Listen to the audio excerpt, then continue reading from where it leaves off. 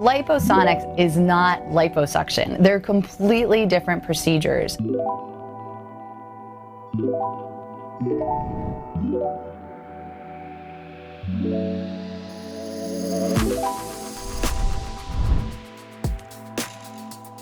Liposuction is an invasive procedure in which a cannula is inserted underneath the skin to suck out unwanted fat.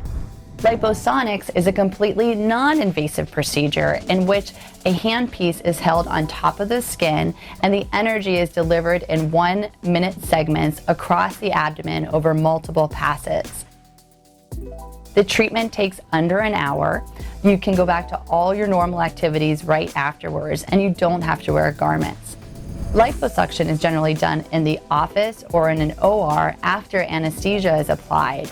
After liposuction, we generally have to wear garments, and patients have to abstain from multiple different activities until the spots have healed. So Liposonix and liposuction are completely different. Liposonix is non-invasive ultrasound energy to reduce fat around the abdomen and flanks.